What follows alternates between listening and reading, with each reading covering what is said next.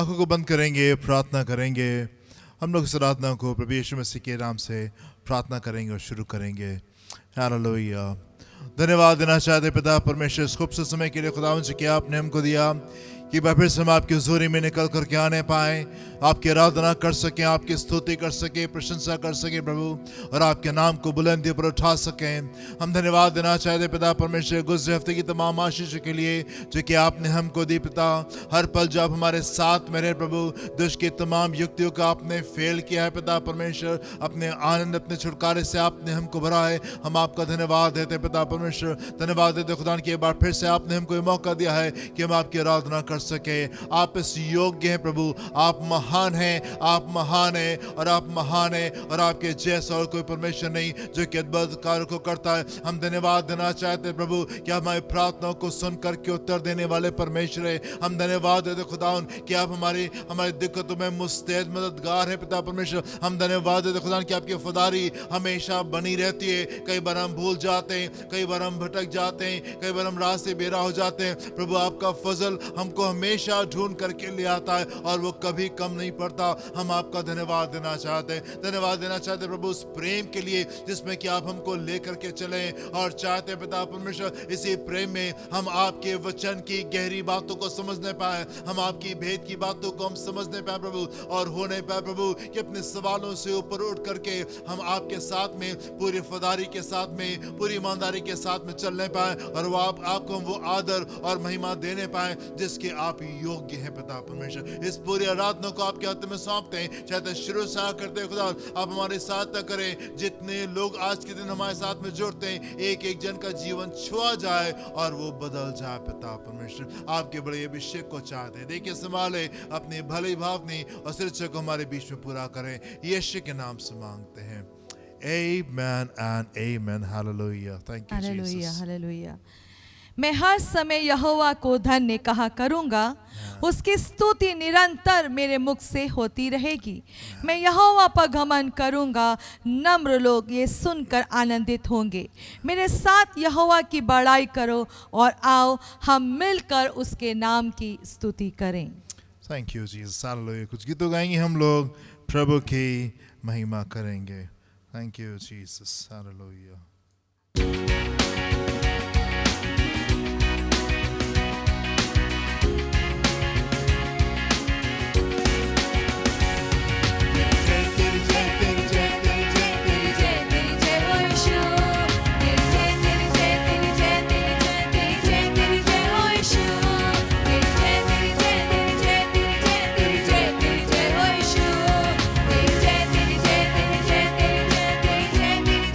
Show.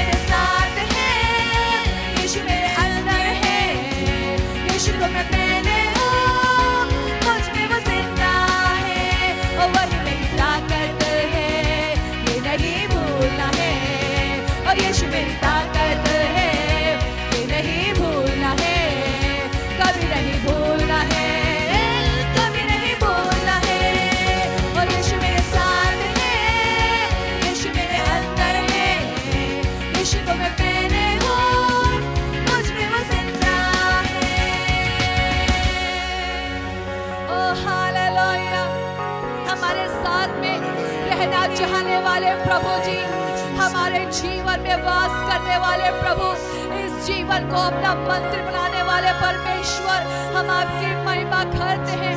ओ हमको अपने लहू से पवित्र करने वाले प्रभु यीशु, और अपना आत्मा एक विशेष बहुमूल्य उपहार के रूप में हमें देने वाले पवित्र आत्मा, हम आपकी महिमा करते हैं पिता, हम आपकी प्रशंसा करते हैं पिता कि आपने पवित्र आत्मा को हमें दिया प्रभु। सच में आपकी महिमा हो, हम में वास करने वाले प्रभु, हमारे साथ में रहने वाले प्रभु, हम आपकी महिमा करते हैं यीशु। हालेलुया। इसलिए पूरे दिल से हम आप ही को खोजते हैं, पूरे मन से आप ही को चाहते हैं यीशु। ओ प्रभु, हालेलुया, स्तुति हो प्रभु। यस फादर, हालेलुया, धन्यवाद।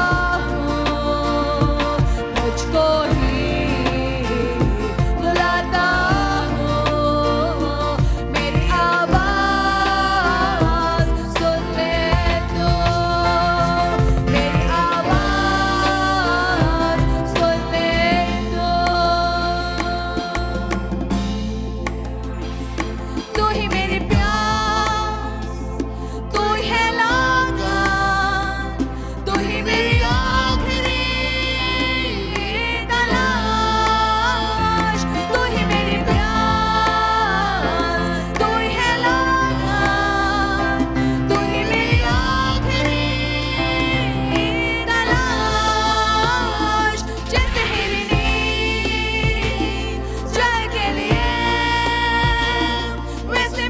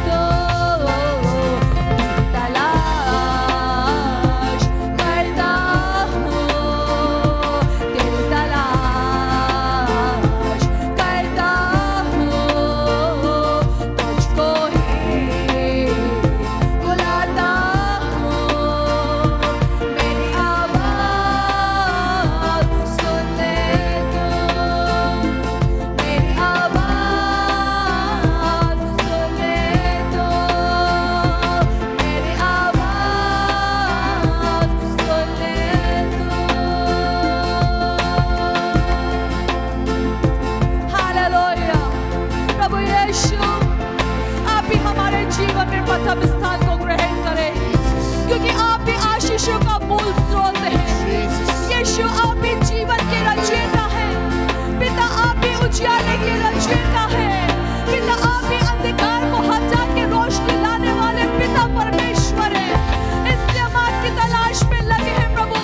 होने पाए आप ही प्रथम ठहरे हमारे जीवन में, हमारे सोच में, हमारे विचारों में, हमारे मनन के क्षेत्र में, हमारे देखने में, हमारे सुनने में, हमारे बोलने में केवल आप ही प्रथम हो। केवल पिता आपका राज आए और आपकी इच्छा हमारे जीवनों में, हमारे बीच में पूरी होने पाए, क्योंकि आप ही है जीवन के रचयिता, आप ही है उजाले के रचयिता। और कौन बात हमें उजाले में लेके जाती है, और कौन बात हमें जीवन में लेके जाती है। ओ यीशु, इसीलिए हम आप ही को खोजते हैं, इसीलिए हम आप ही को अपने जीवन में प्रथम स्थान देना चाहते हैं। ओ यीशु, रुकावटों को दूर करने वाले प्रभु, और शत्रु के मन से छुड़ाने वाले पिता, हम चाहते हैं कि आप ही प्रथम। बहुत सारी बातें जो हमको रोकती हैं, दूर लेके जाती हैं, डिस्टर्ब करती हैं, ताकि हम आपको प्रथम स्थान ना देने पाए। मैं अपने साथ में अपने हर एक प्रिय जन के लिए प्रार्थना करना चाहती पिता, वो रुकावटें आज अपना अस्तित्व खो दे, जड़ों समेत मेरे प्रियों के जीवनों को छोड़ के जाने पाए, ताकि यीशु आप प्रथम हो, ताकि आपका पवित्र आत्मा हम पे प्रभुत्व करने पाए, और हम पवित्र आत्मा के सिखलाए हुए लोग होने पाए वो ज्ञान जो आज तक संसार का हमको ढा और झगड़ों बखेड़ों में लेके जाता रहा है। अब और नहीं पिता, अपने ज्ञान से हमें भरे, पवित्र आत्मा अपने ज्ञान से हमें भरे, ताकि हम उस जीवन को पाए जिसके लिए यीशु आप इस पृथ्वी पर आए। हालेलुया। प्रभु आपका वचन कहता है और कि तुम में से जीवन के जल की नदियां बह निकलेंगी। इसलिए हम चाहते हैं हमारे जीवन में प्लीज प्रथम हो जाए। हर वो बात जो आपको महिमा नहीं देती, पवित्र आत्मा आप डील करें, मेरे हर एक प्रिय जन के जीवन में कार्य करें, ताकि यीशु ही हम में प्रथम ठहरे, ताकि वो जीवन के जल की नदियां हमारे अंदर से, वो आपकी बातें सोतों के रूप में हमारे अंदर से बहने पाए। ओ प्रभु यीशु, आप इस सूखे और बंजर भूमि को उपजाऊपन में बदलते हैं। इसलिए हम सब लोग अभी अपने आप को पिता आपके हाथ में यीशु के नाम में सौंपते हैं। अपने ज्ञान से भरे, अपने समझ से भरे, आपके सिवा जीवन की बातें और कहाँ है, और हम कहाँ जाएं। इसलिए यीशु, इसलिए पवित्र आत्मा हम पे डेरा करें, और पिता की उन बातों को स्पेशली हमारे लिए आज के लिए रखी गई है, उनको ग्रहण करने के लिए हमारी सहायता करें। प्रार्थना यीशु ही के नाम में मांगते हैं, आमेन, आमेन, आमेन।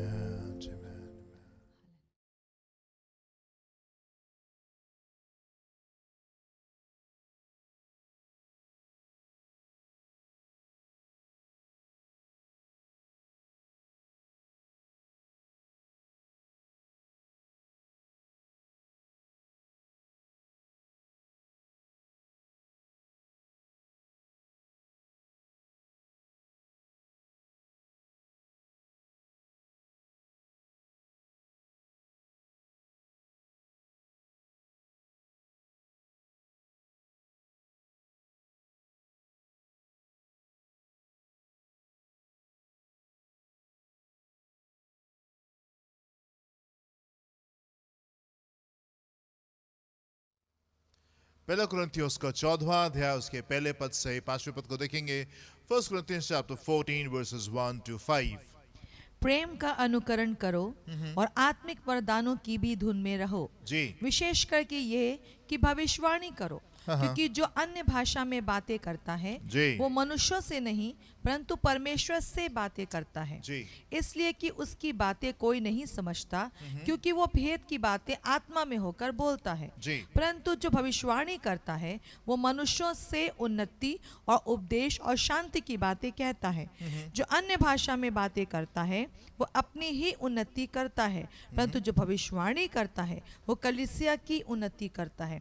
मैं चाहता हूँ कि तुम सब अन्य भाषाओं में बातें करो, परंतु इससे अधिक ये चाहता हूँ कि भविष्यवाणी करो, क्योंकि यदि अन्य भाषाएं बोलने वाला कलीसिया की उन्नति के लिए अनुवाद ना करे तो भविष्यवाणी करने वाला उससे बढ़कर है। जी, हालेलुया। हम लोग देखेंगे यूहन्ना उसका 17वां अध्याय उसके 20 से 22 पद को भी देखेंगे। जॉन 17:22-22। मैं केवल इन्हीं के लिए विनती नहीं प्रभु करता। यीशु मसीह की ये फेमस प्रार्थना है जो प्रभु यीशु मसीह यहाँ पे करे, अंतिम प्रार्थना प्रभु यीशु मसीह की। वो कह रहे हैं मैं केवल इन्हीं के लिए प्रार्थना नहीं करता, परंतु उनके लिए भी जी, जो इनके वचन के द्वारा मुझ पर विश्वास करेंगे, हाँ, कि वे सब एक हों, कि वे सब एक हो, जैसे तू है पिता मुझ में जैसे है तू है पिता मुझ में है और मैं तुझ में, और मैं तुझ में, वैसे वे भी हम में हों, वैसे वे भी हम में हो, जिससे संसार विश्वास जिससे करे संसार विश्वास करे कि तू ही ने मुझे भेजा है। जी, वो महिमा हाँ, जो तूने मुझे दी जी, मैंने उन्हें दी है, कि हालेलुया, वे वैसे ही एक हो जी, जैसे कि हम एक हैं। Amen and amen। प्रभु यीशु मसीह की अंतिम प्रार्थना जो कि उसने कलीसिया के लिए की है, उसकी फेमस प्रार्थना, उसकी all important prayer for the church जो उसने की, और वो ये कि प्रभु यीशु मसीह ने पिता परमेश्वर से कि पिता जैसे आप मुझ में है और मैं आप में हूँ, वैसे ये आपस में एक होने पाए और ये हम में और हम उनमें उसी प्रकार से एक होने पाए। मैं आपसे पूछना चाहता हूँ ये कब होगा? ये कब होगा? क्या ये तब होगा जब हम स्वर्ग में जाएंगे और तब हम उस एकता में आएंगे? नहीं, मेरे प्रभु यीशु मसीह यहाँ पे कह रहे हैं कि ये आपस में एक होने पाए ताकि संसार जानने पाए कि तूने मुझे भेजा। यानी कि ये यूनिटी जो है, ये एकता जो है, ये संसार में आनी, ये तब नहीं आएगी जब हम स्वर्ग जाएंगे, पर ये अभी यहीं पे आनी है। मेरे पे यही वो मेन पर्पस है, यही वो उद्देश्य है जिसके लिए प्रभु यीशु मसीह आसमान को छोड़ के धरती के ऊपर आया था। यही वो मेन रीजन है। और क्या वो मेन रीजन है? रीजन ये है कि जैसे प्रभु यीशु मसीह पिता में है और जैसे पिता प्रभु यीशु मसीह में है, वैसे ही हम आपस में, वैसे कलीसिया आपस में एक होने पाए और हम परमेश्वर में और परमेश्वर हम में एक होने पाए। इसी कारण से प्रभु यीशु मसीह संसार में आए थे। परमेश्वर की सारी कोशिश आपके जीवन में, लीडरशिप की सारी कोशिश आपके जीवन में, कलीसिया की सारी कोशिश आपके जीवन में इसी उद्देश्य से होती है कि कैसे कलीसिया आपस में एक होने पाए और कैसे कलीसिया जो है वो परमेश्वर में और परमेश्वर कलीसिया में एक होने पाए, वो सिद्ध एकता आने पाए। और वो सिद्ध एकता संसार में आनी है क्योंकि प्रभु यीशु मसीह कह रहे इसी से लोग जानेंगे कि तूने मुझे भेजा है। ये एकता किस प्रकार से आती है? ये एकता नए जन्म के द्वारा आती है। किस प्रकार से? जैसे आप प्रभु यीशु मसीह के पास में आते हैं और जैसे आप उसके साथ में समय को बिताना शुरू करते हैं, जितना ज्यादा आप उसकी उपस्थिति में समय को बिताते हैं, उतना ही बेहतर आप अपने आप को जानने पाते हैं और उतना ही बेहतर आपको आपकी गलतियां दिखाई देती हैं। जब आप प्रभु के पास में आते हैं, you recognise that you are a sinner. आपको दिखाई देता है, अपने पाप स्पष्टता के साथ में दिखाई देते हैं और आपको ये दिखाई देती है आवश्यकता कि आपको उद्धार पाने की आवश्यकता है। जब हम संसार में होते हैं तो संसार में तो हमको अपने पाप दिखाई नहीं देते, संसार में तो किसी को अपनी गलती दिखाई नहीं देती, संसार को तो हमको ये लगता है कि हम जो कर रहे हैं वो बिल्कुल सही कर रहे हैं, वो बिल्कुल ठीक है। पर जब हम प्रभु की उपस्थिति में आते हैं, जब हम परमेश्वर की नजदीकी में आते हैं, पवित्र आत्मा की उपस्थिति हमारे जीवन में, पवित्र आत्मा हमको कायल करता है, हमारी गलतियां हमको दिखाता है और हमको अपनी चीजें बेहतर दिखाई देने लगती है और हमको दिखाई देता है कि हमने पाप किया और हमको उद्धार की आवश्यकता है। और फिर उसके बाद में हम एक फैसले में जाते हैं कि नहीं, ये पाप वाला जीवन हमको नहीं चाहिए और हम एक यू टर्न को लेते हैं। चेंज ऑफ हार्ट, हमारे हृदय बदल जाता है,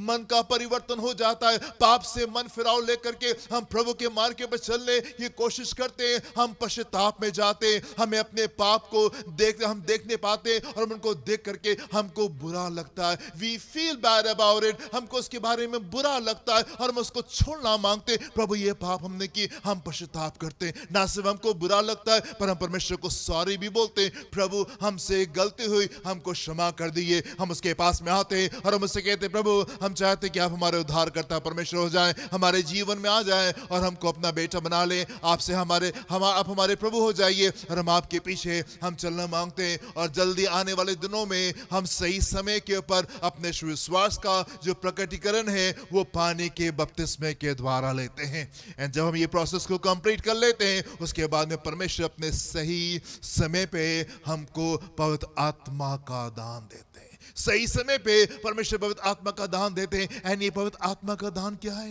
ये पवित्र आत्मा का दान क्या है? आप देखिए मेरे साथ में यूहन्ना का 14वां अध्याय उसके 16-17 पद में व्हाट हैपेंस हियर, यहाँ पे क्या होता है जी?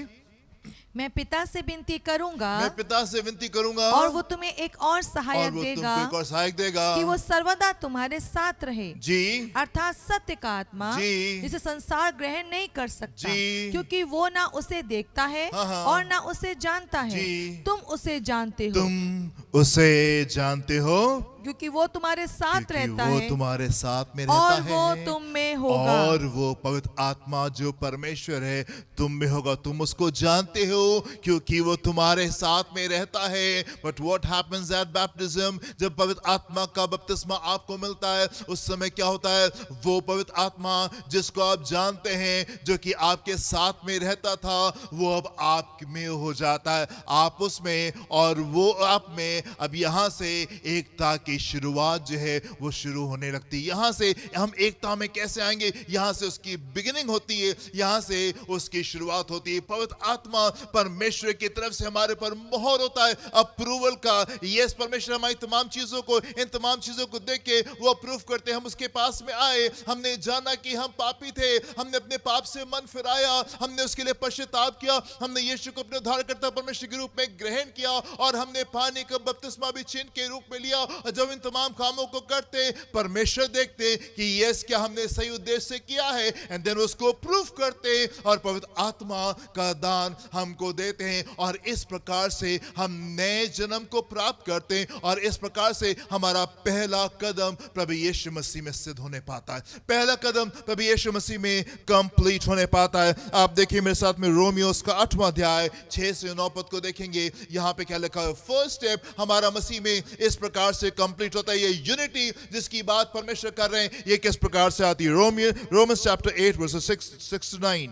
शरीर पर मन लगाना तो मृत्यु है, जी, परंतु आत्मा पर मन लगाना जी, जीवन और शांति है। जीवन और शांति है। क्योंकि शरीर पर मन लगाना जी, तो परमेश्वर से बैर रखना है, हाँ, क्योंकि ना तो परमेश्वर की व्यवस्था के अधीन है जी, और ना हो सकता ना है। हो सकते हैं। और जो शारीरिक दशा में है जी, वे परमेश्वर को प्रसन्न जो नहीं कर सकते। शारीरिक दशा में है वे वो परमेश्वर को प्रसन्न नहीं कर प्रसन्न सकते। नहीं कर सकता। परंतु जबकि परमेश्वर का आत्मा तुम में बसता है, जब परमेश्वर का आत्मा हम में बसता है तो तुम शारीरिक दशा तो में हम नहीं शारीरिक दशा में नहीं परंतु आत्मिक दशा में हो। आत्मिक दशा में है। यदि किसी में मसीह का आत्मा यदि किसी नहीं में मसीह का आत्मा नहीं तो वो उसका तो जन नहीं। वो उसका जन नहीं। मसीह में नया जन्म हम कैसे प्राप्त करते हैं? जब पवित्र आत्मा हमारे अंदर आ जाता है। यदि हम शारीरिक जन हैं तो हम परमेश्वर को प्रसन्न नहीं कर सकते। आत्मिक जन ही परमेश्वर को प्रसन्न कर सकता है। और आत्मिक जन कौन है? जिसके अंदर पवित्र आत्मा वास करता है। यदि हमारे अंदर परमेश्वर का आत्मा वास नहीं करता हम उसको प्रसन्न नहीं कर सकते। एंड परमेश्वर का वचन साफ तरीके से कहता है कि हम उसको बिलोंग नहीं करते, हम उसके नहीं हैं। आप एक और पद को मेरे साथ में देखें, इफिशियंस उसका पहला अध्याय 13 से 14 पद को देखेंगे। यहाँ पे क्या लिखा हुआ है? और उसी में तुम पर भी, और उसी ने तुम पर भी, जब तुमने सत्य का वचन सुना, जब तुमने सत्य का वचन सुना, जो तुम्हारे उद्धार का सुसमाचार है, तुम्हारे उद्धार का सुसमाचार है। और सत्य का वचन जो हमारे उद्धार का सुसमाचार है और जिस पर तुमने विश्वास जिस किया, पर हमने विश्वास किया, प्रतिज्ञा किए हुए पवित्र आत्मा की छाप लगी। जी, जब हमने उसके ऊपर विश्वास किया, सत्य के वचन को हमने सुना और जब हमने उसको ग्रहण किया, उसके ऊपर विश्वास किया, तब क्या हुआ? प्रतिज्ञा की हुई पवित्र आत्मा के द्वारा परमेश्वर ने हमारे पर छाप लगा दी। उसने हमारे पर वो मोहर लगा दी। Yes, now you belong to me.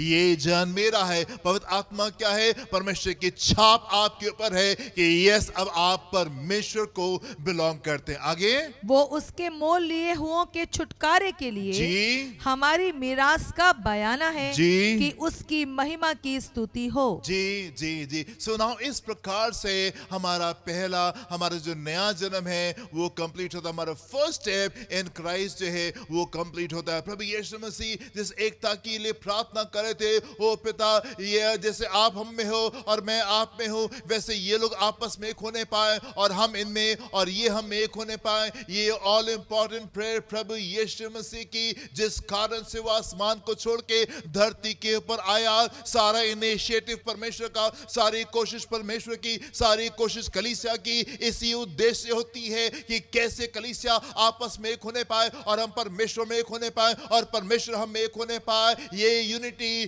किस प्रकार से आएगी? ये यूनिटी इस प्रकार से आती है जब हम नए जन्म को प्राप्त करते और जब इन तमाम प्रोसेस से कंप्लीट करते, उसके बाद में परमेश्वर अपने पवित्र आत्मा को हमको देते हैं। पवित्र आत्मा हमारे अंदर वास करता है। अब हम एक आत्मिक जन हैं जो कि परमेश्वर को प्लीज कर सकते, परमेश्वर को खुश कर सकते। राइट। सो बपतिस्मे में हम आगे की ओर चलेंगे और यहाँ पे प्रेरितों का काम उसका दूसरा अध्याय उसके चौथे पद में हम देखेंगे यहाँ पे क्या लिखा हुआ है। वे सब पवित्र आत्मा से भर गए, वे सब पवित्र आत्मा से भर गए और जिस प्रकार आत्मा ने उन्हें बोलने की सामर्थ दी, जिस प्रकार से आत्मा ने उन्हें बोलने की सामर्थ दी, वे अन्य अन्य भाषा बोलने लगे। अन्य भाषा बोलने लगे। परमेश्वर के वचन में आप देखेंगे जहां कहीं भी, जब कभी भी किसी जन को पवित्र आत्मा का बपतिस्मा मिला, वो अन्य भाषा के साथ में था। कोई जन पूरे वचन में कहीं ऐसा नहीं लिखा हुआ है कि किसी जन को पवित्र आत्मा मिला और वो अन्य भाषा में प्रार्थना नहीं कर रहा था। एट एवरी प्लेस, हर जगह पे, जहां कहीं भी, जब कभी भी कोई जन पवित्र आत्मा से भरा गया या भरा जाता है, उसका चिन्ह ये होता है कि वो अन्य भाषा के साथ में वो जन प्रार्थना करने लगता है। उसके बगैर चीजें नहीं होती ना। अगर अन्य भाषा का दान परमेश्वर ने दिया है, तो जरूर सही इसलिए होगा कि आप अन्य भाषा में प्रार्थना करें।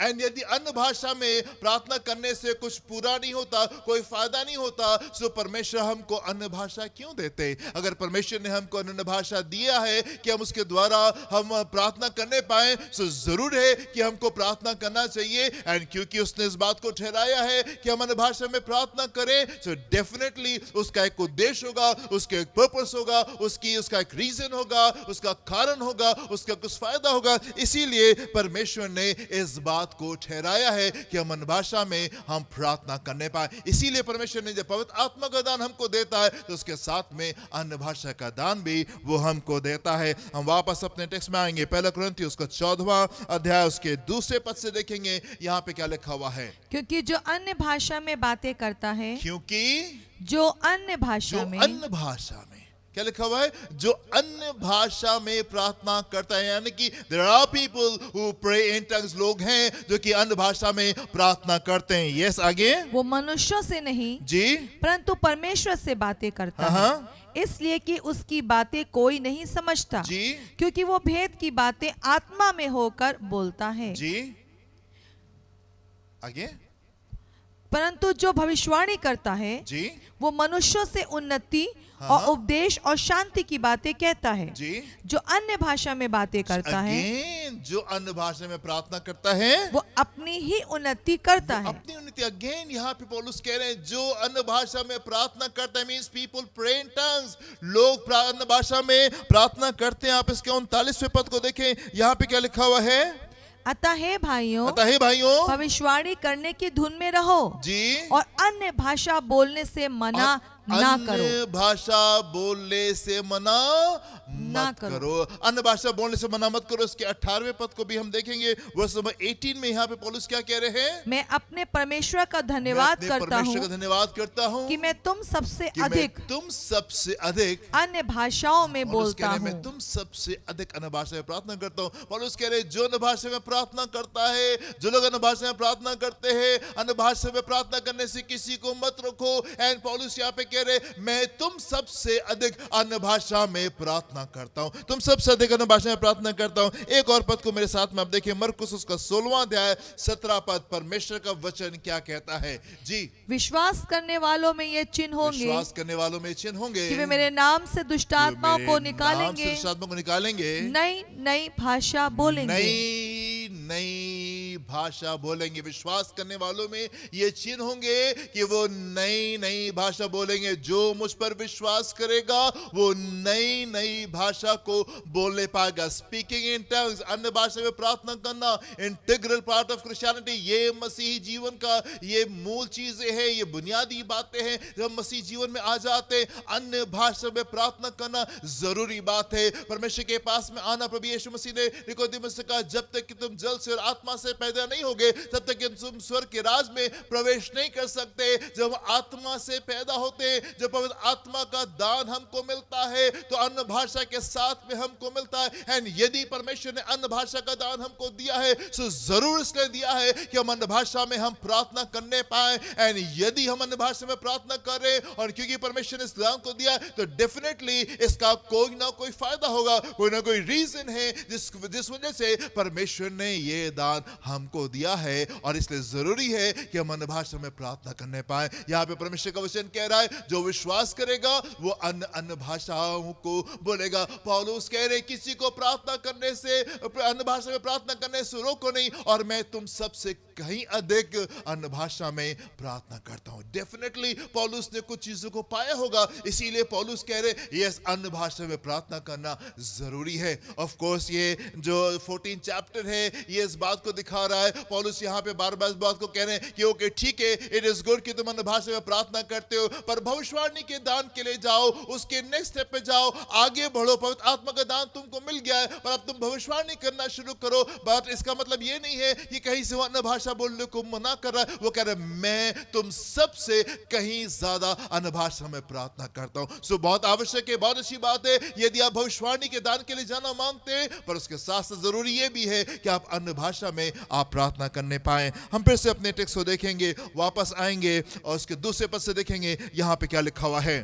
क्योंकि जो अन्य भाषा में बातें करता है, क्योंकि जो अन्य भाषा में प्रार्थना करता वो है मनुष्यों से नहीं, वो मनुष्यों से नहीं परंतु परमेश्वर से बातें करता परमेश्वर है। से ना। पौलुस यहाँ पे कह रहे हैं, जो अन्य भाषा में प्रार्थना कर रहा है वो मनुष्यों से बात नहीं कर रहा है, वो परमेश्वर से बात कर रहा है। Wow, this is so powerful. ये कितना खूबसूरत है। जब आप अन्य भाषा में प्रार्थना कर रहे हैं तो आप परमेश्वर से बात करते। ऐसा नहीं है कि जब आप अपनी भाषा में प्रार्थना कर रहे हैं तो आप परमेश्वर से बात नहीं करते। यस, आप डेफिनेटली जब अपनी भाषा में प्रार्थना करते हैं तो भी आप परमेश्वर से प्रार्थना करते हैं, पर जब अन्य भाषा के द्वारा हम प्रार्थना करें, ये बेटर फॉर्म है, ये उससे कहीं उत्तम तरीका है, ये मोर रिफाइंड है, कहीं ज्यादा रिफाइंड है, कहीं ज्यादा अप्रोप्रिएट है और सिद्ध तरीका है परमेश्वर से बात करने का। परमेश्वर से बात करने का क्यों? क्योंकि यहाँ पे हम अपनी भावनाओं के साथ में परमेश्वर के सामने नहीं है। यहाँ पे अपनी समझ और अपनी बुद्धि और अपनी समझ के साथ में हम प्रार्थना नहीं करें। जरूर है कि हम दोनों तरीके से प्रार्थना करते, हम आत्मा से भी प्रार्थना करते हैं और अपनी बुद्धि से भी हम प्रार्थना करते हैं। पर अपनी बुद्धि से भी जब प्रार्थना करें तो भी हम परमेश्वर से बात करें, लेकिन वो स्तर अलग होता है जब आत्मा से भर करके प्रार्थना कर रहे हैं। या आपकी इमोशंस नहीं है, या आपकी भावना नहीं है, या आपकी बुद्धि नहीं है, या आपकी समझ नहीं है जिसके अनुसार आप परमेश्वर के सामने आते।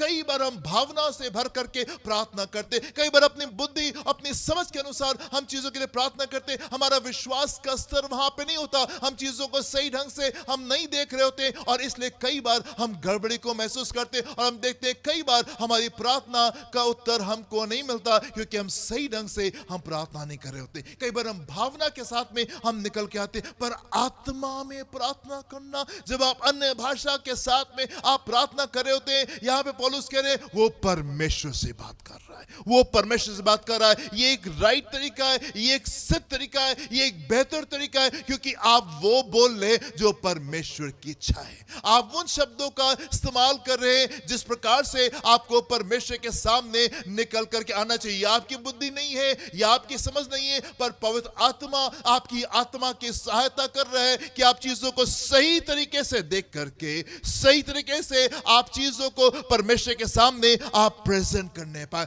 आपकी सोच नहीं, आपकी समझ नहीं, पर जैसे पवित्र आत्मा चीजों को देख रहा है, जैसे चीजें होनी चाहिए उसके अनुसार वो आपको परमेश्वर से आके कनेक्ट करता है। एंड मेरे प्रियो, प्राइमरी चीज जो जरूरी है और वो ये कि आप परमेश्वर से सही तरीके से आकर के कनेक्ट होने पाए, सही तरीके से आप आकर के जुड़ने पाए। जो अन्य भाषा में प्रार्थना करता है वो परमेश्वर से बात कर रहा है, वो परमेश्वर से बात कर रहा है। जब आप अपनी भाषा में प्रार्थना करें, यस आप परमेश्वर से आप बात करें, पर जब आप अन्य भाषा में प्रार्थना करते हैं तो आप परमेश्वर से सही तरीके से आप कनेक्ट हो रहे हैं। सही बातें, वो बातें जो आपके मुंह से निकलना चाहिए वो बातें निकलती हैं। जिस तरीके से आपको अपने केस को परमेश्वर के सामने रखना चाहिए, आप उन चीजों को सामने रख रहे हैं। ठीक वैसे ही जैसे कि मान लीजिए आपको जज के पास में जाना है, आपको कानून के पास में जाना है, आपको पुलिस के पास में जाना है, एंड यदि आपके पास में कोई वकील है ना, क्योंकि वकील कानून को बेहतर जानता है, इसलिए आपसे बेहतर आपकी चीजों को वो सामने प्रेजेंट कर सकता है। आप भी अपनी बातों को वहां पे रख सकते हैं, पर जब वकील आपकी बातों को रखेगा तो आपसे कहीं बेहतर तरीके से चीजों को रखेगा। ठीक वैसे ही आप भी अपनी चीजों के लिए आप प्रार्थना कर सकते हैं, अपनी बातों को परमेश्वर के सामने ले जा करके रख सकते हैं, पर जब पवित्र आत्मा की सहायता से अन्य भाषा में होकर के आप प्रार्थना करते हैं, पवित्र आत्मा आपकी चीजों को सही ढंग से परमेश्वर के सामने सही ढंग से पवित्र आत्मा जो है वो चीजों को वहां पे प्रेजेंट करता है। और जब सही तरीके से चीजें प्रेजेंट होती हैं, उसका रिजल्ट भी सही होता है, उसका रिजल्ट भी सही होने पाता है। ये सब आगे देखेंगे यहाँ पे क्या लिखा हुआ है। One more time, verse number 2। क्योंकि जो अन्य भाषा में बातें करता है, जो अन्य भाषा में प्रार्थना करता वो है, मनुष्यों से नहीं, वो मनुष्यों से नहीं, परंतु परमेश्वर से बातें करता है, परमेश्वर से बातें करता है, इसलिए कि उसकी बातें कोई नहीं समझता, जी, क्योंकि वो भेद की बातें आत्मा में होकर बोलता है। वो भेद की बातें आत्मा में होकर बोलता है। जो अन्य भाषा में प्रार्थना करता है, जो अन्य भाषा में प्रार्थना करते हो, क्या वो भेद की बातें अपने मुंह से बोल रहा होता है। भेद की बातें आप मेरे साथ में देखिए, रोमियोस का 8वां अध्याय उसके 26 पद में यहाँ पे क्या लिखा हुआ है। इसी रीति से आत्मा भी हमारी दुर्बलता में सहायता करता है, हमारी दुर्बलता में सहायता करता है, क्योंकि हम नहीं जानते कि प्रार्थना किस रीति से करना चाहिए। सही चीज यही है, हम नहीं जानते कि हमको प्रार्थना किस रीति से करनी चाहिए, परंतु आत्मा आप ही ऐसी आहें भर कर जो बयान से बाहर है, हमारे लिए विनती करता है। हमारे लिए विनती करता है। जैसे प्रार्थना होनी चाहिए, जब आप आत्मा में प्रार्थना करते हैं, अन्य भाषा में जब आप प्रार्थना कर रहे होते हैं, उस समय आप मिस्ट्रीज को बोल रहे होते, भेद की बातें आपके मुंह से निकल रही होती है। जिस प्रकार से आपको अपनी चीजों के लिए प्रार्थना करनी चाहिए, एग्जैक्टली वही चीजें आपके मुंह से निकल रही होती हैं। कई बार हमको नहीं मालूम होता है कि हमको किस प्रकार से हमको प्रार्थना करनी चाहिए, पर पवित्र आत्मा हमारी सहायता करता है कि उस परिस्थिति में, उस हालात में, उन चीजों में हम सही ढंग से प्रार्थना करने पाए। एंड क्योंकि ये शब्द पवित्र आत्मा के शब्द हैं, इसलिए शब्द सामर्थ्य भी होते हैं। ये शब्द उसी सामर्थ्य को अपने अंदर रखते हैं जिसने सृष्टि की रचना की थी। जब परमेश्वर ने कहा रोशनी हो जा, सो रोशनी हो गई। वही सेम पावर के साथ में आपके मुंह से ये भेद की बातें निकल रही होती है जो आप अन्य भाषा में प्रार्थना कर रहे होते हैं। जो जन अन्य भाषा में प्रार्थना करता है, पौलुस कह रहे, वो भेद की बातों को बोल रहा होता है। कई बार हमको नहीं मालूम कि हमको अपने परिवार के लिए कैसे प्रार्थना करनी चाहिए, अपने पति के लिए, अपने पत्नी के लिए, अपने बच्चों के लिए, अपने माँ बाप के लिए, अपनी परिस्थितियों के लिए, अपने हालात के लिए, अपनी बीमारी के लिए, अपनी नौकरी के लिए, अपने शापों के लिए, अपनी चीजों के लिए। हम नहीं जानते कि हमको किस प्रकार से प्रार्थना करनी चाहिए, पर पवित्र आत्मा हमारे हमारी सहायता करता है कि हम सही ढंग से हम प्रार्थना करने पाए और हम भेद की बातें अपने मुंह से बोलने पाए, मिस्ट्रीज को अपने मुंह से बोलने पाए, वो क्रिएटिव वर्ड्स हमारे मुंह से निकलने पाए, वो रचना करने वाले शब्द हमारे मुंह से निकलने पाए जो कि बड़े परिवर्तन को हमारे बीच में लेके आएंगे।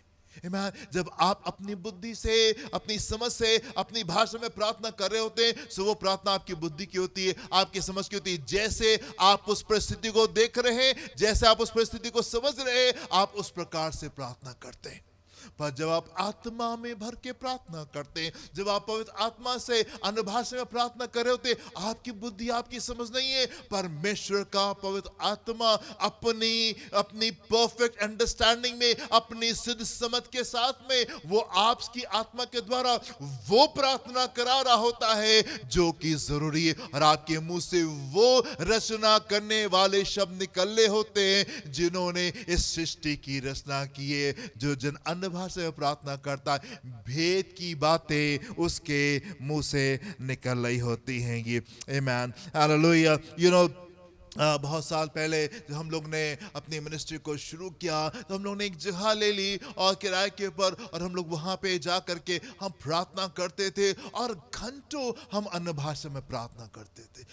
घंटों हम और हमारी पत्नी, हम लोग घंटों, हम दो लोग अन्य भाषा में बहुत देर तक के हम ठहर करके वहाँ पे प्रार्थना करते थे। और जब कुछ लोग हमारे साथ में आते थे, जुड़ते थे, अक्सर करके उनकी ये गवाही होती थी कि अरे बाहर तो ऐसा लग रहा है कि मान लो बहुत ढेर सारे लोग जो है वो यहाँ पे प्रार्थना करें, और जब वो अंदर आते थे वो देखते थे कि हम ही दो लोग हैं, हम ही दो लोग हैं। और कई बार जब हम लोग आराधना कर रहे होते थे, वहां पे अपने गिटार को बजा करके हम लोग आराधना में होते थे, और जब कुछ लोग वहां पे आते थे वो कहते अरे बाहर तो बहुत ढेर सारे बाजों की आवाज आ रही है, बाहर तो बहुत ढेर सारे लोगों की आवाज आ रही है, पर जब हम अंदर आकर के देख रहे हैं, अंदर तो आप दो लोग हैं यहाँ पे। जब आप प्रार्थना में, जब आप अन्य भाषा में परमेश्वर के सामने ठहरे होते, परमेश्वर की भेद की बातें जो है वो बता रहे होते, भेद की बातें आपके मुंह से निकल रही होती। और जब हम बहुत समय परमेश्वर के सामने ठहरे, और जब लोग अन्य भाषा में हम बहुत समय प्रार्थना किया करते थे, परमेश्वर ने वो समझ भी दी कि हम समझने पा रहे होते थे कि हम यस परमेश्वर किन बातों के लिए आप प्रार्थना करा रहे हैं, किन बातों के लिए हम अन्य भाषा में प्रार्थना कर रहे हैं, पर उसकी अंडरस्टैंडिंग भी साथ में परमेश्वर हमको देते थे, उसकी समझ भी परमेश्वर हमको साथ में देते थे कि किन भेद की बातों को वो हमसे प्रार्थना करा रहे होते थे। एंड ये वो नजरिया था जो हमारा कभी नहीं हो सकता था, ये वो नजरिया था, ये वो सोच थी जो हमारी कभी नहीं हो सकती थी। सो मेरे प्रिय, बहुत आवश्यक है, यदि परमेश्वर ने आपको पवित्र आत्मा से भरा है, आप उसका धन्यवाद दें। अन्य भाषा का दान आपके पास में है, ये किसी कारण से परमेश्वर ने आपको दिया। जब आप अन्य भाषा में प्रार्थना करते हैं, सब क्या होता है कि आप मिस्ट्रीज को, आप भेद की बातों को आप प्रकट कर रहे होते हैं। आगे पढ़ेंगे, यहाँ पे क्या लिखा हुआ है, और मनों का जांचने वाला जी जानता है जी कि आत्मा की मनसा क्या है, क्योंकि वो पवित्र लोगों के लिए परमेश्वर की इच्छा के अनुसार विनती करता है। आमेन एंड आमेन। यस, आगे आएंगे, हम अपने टेक्स्ट में वापस आएंगे, और यस आगे देखेंगे, तीसरे पद से देखेंगे क्या लिखा हुआ है यहाँ पे। परंतु जो भविष्यवाणी करता है, जो भविष्यवाणी करता है, वो मनुष्यों से उन्नति और उपदेश और शांति की बातें कहता है। जी। जो अन्य भाषा में बातें करता है, अन्य भाषा में बातें करता है, वो अपनी ही उन्नति करता है। जी।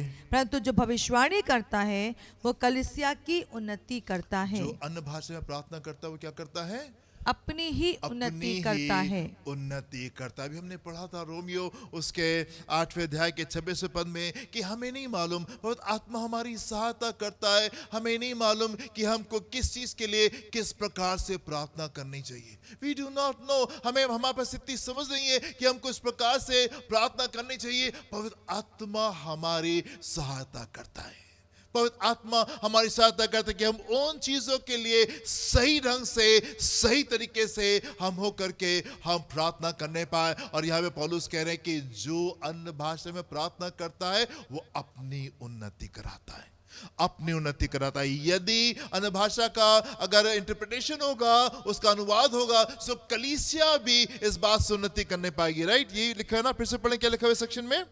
जो अन्य भाषा में बातें जो करता अन्य है भाषा में बातें करता है वो अपनी ही उन्नति वो करता है। अपनी ही उन्नति करता है। यदि आप अन्य भाषा में प्रार्थना करें मेरे प्रियो, आप अपनी उन्नति करा रहे हैं, आपकी ग्रोथ हो रही है, आपकी उन्नति हो रही है, क्योंकि पवित्र आत्मा आपके जीवन में कार्य कर रहा है। आप उस प्रकार से अपने लिए प्रार्थना कर रहे हो जिस प्रकार से आपको प्रार्थना करनी चाहिए। हमें अपनी गलतियां, हमें अपनी कमी, हमें अपनी घटी दिखाई नहीं देती, हमको अपने बंधन दिखाई नहीं देते, हमको दिखाई नहीं दे रहा है कि कौन से वो क्षेत्र हैं जहां पे काम होना आवश्यक है। पर पवित्र आत्मा हमारी निर्बलताओं में हमारी सहायता करता है। एंड जिस प्रकार से हमको प्रार्थना करनी चाहिए, पवित्र आत्मा हमारे लिए, हमारे बिहाफ पे, हमारी आत्मा के साथ में वो प्रार्थना में हमारे लिए प्रार्थना करता है, ताकि सिद्ध चीजें हमारे जीवन में होने पाए, सिद्ध बातें हमारे जीवन में होने पाए। और जब हम अन्य भाषा में होकर प्रार्थना करते, हमारी उन्नति होने पाती है,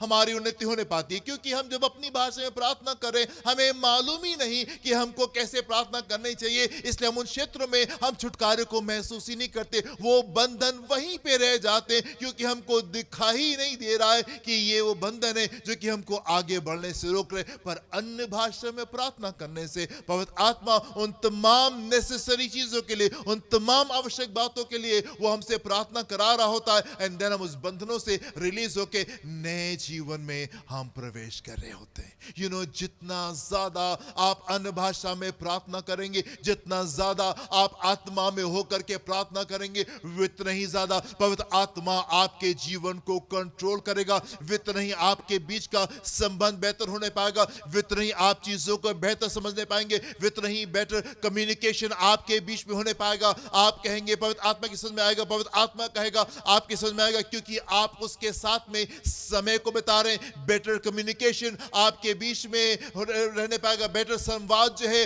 वो आपके बीच में रहने पाएगा। ज्यादा समय बिताने से आप उसको बेहतर जानने पाएंगे एंड चीजें आपके जीवन में खूबसूरत होने पाएंगी, आपकी उन्नति होने पाएगी। जो जन अन्य भाषा में प्रार्थना करता है, पौलुस कह रहे हैं, वो अपनी उन्नति कराता है, उसकी ग्रोथ हो रही होती है। आमीन। सो तीन महत्वपूर्ण बातें यहां पे पौलुस कह रहे हैं। नंबर 1 कह रहे हैं कि जो अन्य भाषा में प्रार्थना करता है वो परमेश्वर से बात करता है, वो परमेश्वर से उस सिद्ध तरीके से बात करता है जिस प्रकार से उसको बात करनी चाहिए। दूसरी बात जो पौलुस यहाँ पे कह रहे हैं, और वो कह रहे हैं कि जो अन्य भाषा में प्रार्थना करता है वो भेद की बातें बोल रहा होता है। आपके मुंह से वो सामर्थ्य शब्द निकलने होते हैं जिसने सृष्टि की रचना की, वो सिद्ध शब्द निकलने होते हैं, वो क्रिएटिव पावरफुल शब्द आपके मुंह से निकलने होते हैं जो चीजों की रचना करते हैं। पौलुस यहाँ पे कह रहे हैं जो अन्य भाषा में प्रार्थना करता है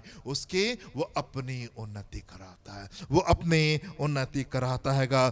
वर्स नंबर 18 में हम आएंगे और 18वें पद को देखेंगे। यहाँ पे क्या लिखा हुआ है? मैं अपने परमेश्वर का धन्यवाद करता हूँ जी कि मैं तुम सबसे अधिक जी अन्य भाषाओं में बोलता हूँ। पौलुस कह रहे हैं मैं तुम सबसे अधिक अन्य भाषा में प्रार्थना करता हूँ। क्यों? वाई? क्यों अन्य भाषा में प्रार्थना कर रहा है? क्यों ये नॉर्मल भाषा में प्रार्थना नहीं कर रहा है? क्यों ये अपनी भाषा में प्रार्थना नहीं कर रहा है? अन्य भाषा में क्यों प्रार्थना कर रहा है? यस, क्योंकि इसको मालूम है जब ये अन्य भाषा में प्रार्थना करता है, ये परमेश्वर से बात कर रहा है उस ढंग से जिस ढंग से इसको बात करनी चाहिए। इसको नहीं मालूम कि अपना केस परमेश्वर के सामने कैसे रखना है, पर ये परमेश्वर की पवित्र आत्मा के द्वारा सही ढंग से चीजों को परमेश्वर के सामने रख रहा है। ये भेद की बातें अपने मुंह से बोल रहा है, और ढेर सारे समय अन्य भाषा में प्रार्थना करने से इसकी उन्नति हो रही है, इसकी उन्नति हो रही है। आप देखिए मेरे साथ में 2 कुरिन्थियों उसका 10वां अध्याय उसके 10वें पद में यहाँ पे क्या लिखा हुआ है? क्योंकि वे कहते हैं, क्योंकि वो कहते हैं उसकी पत्रियां तो गंभीर और प्रभावशाली पौलुस की हैं, पत्रियां तो गंभीर और प्रभावशाली हैं, परंतु जब वो सामने होता वो है सामने होता है तो वो देह का निर्बल है और पौलुस, वक्तव्य में हल्का जान और पड़ता व्यक्तित्व में है। हल्का जान पड़ता है। देह में निर्बल है, बहुत वीक सा हैगा, और व्यक्तित्व में जो है वो हल्का सा मालूम पड़ता है, पर इसकी पत्रियां बड़ी सामर्थ्य हैं। जो ये लिखता है, जो लेटर जिसने लिखे हैं, जो किताबें से लिखी, ये बड़ी पावरफुल है, ये बड़ी सामर्थ्य है। क्यों? क्योंकि पौलुस ने उस कुंजी को जान लिया है, और पौलुस क्या करता है? ढेर सारा समय ये अन्य भाषा में प्रार्थना करता करता है, ये अन्य भाषा में प्रार्थना करता है। मेरे प्रिय, मैं चाहता हूं कि आप इस अन्य भाषा में प्रार्थना करने के महत्व को आप समझें। ऐसा नहीं कि हम सारे समय सिर्फ अन्य भाषा में प्रार्थना करते रहते, यस, हम अपनी भाषा में भी अपनी बातों को भी हम परमेश्वर के सामने ले जा करके रखते हैं, पर जितना ज्यादा आप अन्य भाषा में आप प्रार्थना करेंगे, ये आपके लिए वित्त नहीं ज्यादा बेनिफिशियल होगा, ये आपके लिए वित्त नहीं ज्यादा फायदेमंद होने पाएंगे। जिन लोगों के पास में अभी अन्य भाषा का दान नहीं है, मैं आपको उत्साहित करूंगा कि मेरे प्रियो, आप प्रार्थना करें कि जल्द से जल्द परमेश्वर आपको पवित्र आत्मा से भरने पाए। आप उसके सामने ठहरे, आप उससे मांगेंगे और वो आपको दे देगा, अपना पवित्र आत्मा का दान आपको दे देगा, और आप भी इस प्रकार से प्रार्थना करने पाएंगे और आपकी भी उन्नति होने पाएगी। सो यस मेरे प्रियो, ये है महत्व जो कि पवित्र आत्मा के द्वारा अन्य भाषा में प्रार्थना करने से। कई बार हम इन चीजों को डाउन प्ले करते, ढेर सारे लोगों के पास में पवित्र आत्मा का दान नहीं है और उनको फर्क नहीं पड़ता। ढेर सारे लोगों के पास में पवित्र आत्मा का दान है, उनको ये नहीं मालूम कि अब उसके साथ में क्या करें। एंड ढेर सारे लोग जो हैं उनके पास में दान है, लेकिन वो कभी भी वो अन्य भाषा में प्रार्थना नहीं करते, या बहुत रेयरली वो अन्य भाषा में प्रार्थना करते। मेरे प्रिय, बहुत आवश्यक चीज है जो परमेश्वर ने आपको दी है, बहुत आवश्यक चीज है जो जिस चीजों से परमेश्वर ने आपको ब्लेस किया और होने पाए कि हम ढेर सारा समय अन्य भाषा में प्रार्थना करने बिताने पाए। आप सामर्थ्य होने पाएंगे, कलीसिया सामर्थ्य होने पाएगी, परमेश्वर का राज्य है वो सामर्थ्य होने पाएगा। प्रभु आपको आशीष दे। हम प्रार्थना करेंगे। Hallelujah, thank you Jesus, hallelujah. धन्यवाद देना चाहते पिता परमेश्वर आपकी खूबसूरत योजना का जो कि आपने बनाया पिता परमेश्वर, जिसमें होकर के कि आप आसमान को छोड़ के धरती के ऊपर आ गए ताकि आप उद्धार के मार्ग को तैयार करें। धन्यवाद देते खुदा कि आपने हमारे लिए पवित्र आत्मा के मार्ग को तैयार किया ताकि आप हम में आने पाए और हम आप में होने पाए और हम आपस में एक होने पाए पिता परमेश्वर, जैसे आप प्रभु यीशु मसीह में है और प्रभु यीशु मसीह आप में। हम धन्यवाद देना चाहते हैं आपकी उस खूबसूरत योजना के लिए जो कि आपने हमारे लिए रखी होने पाए। प्रभु की कलीसिया इन बातों को समझने पाए, इन योजनाओं को समझने पाए और उसमें वो आगे की ओर बढ़ने पाए। प्रार्थना करना चाहते प्रभु उन लोगों के लिए जिनके पास पवित्र आत्मा का दान नहीं है। हम प्रार्थना करते प्रभु कि एक एक जन जो कलीसिया में है उसको पवित्र आत्मा का दान मिलने पाए, और जिनके पास पवित्र आत्मा का दान है वो समझने पाए कि कितनी आवश्यक बातों से आपने उनको ब्लेस किया प्रभु, और होने पाए कि लोग अन्य भाषा में प्रार्थना करने पाए ताकि उनकी उन्नति होने पाए। पिता अपने हाथ को बढ़ा करके छुए और होने पाए प्रभु, जबकि आपका वचन लोगों तक के गया है, ये वचन लोगों के हृदय में घर को करने पाए और उस पर फल लगने पाए। पिता परमेश्वर, लोग आगे की ओर बढ़ने पाए, कलीसिया आगे बढ़ने पाए, आपका राज्य है वो उन्नति को प्राप्त करने पाए। देखिए संभाले अपनी भली भावने सुरक्षा को पूरी करें। जो भी लोगों की आवश्यकता है, जो भी कलीसिया की आवश्यकता है, मानसिक को, आर्थिक को, आत्मिक को या शारीरिक आवश्यकता, वो आपके समानी भंडार के द्वारा पूरी होने पाए। देखिए संभाले, यीशु के नाम से मांगते, सुनिएगा, ग्रहण कीजिएगा। आमीन एंड आमीन। हमारे खुदा यीशु मसीह का फजल, खुदा बाप की मोहब्बत, पाक रूह की रफ़ाक़त शराकत में सहरे के साथ में अब से लेकर हमेशा तक होती रहे। Amen and amen. Hallelujah. God bless you my dear friends. प्रभु आपको आशीष दें। जय मसीह की।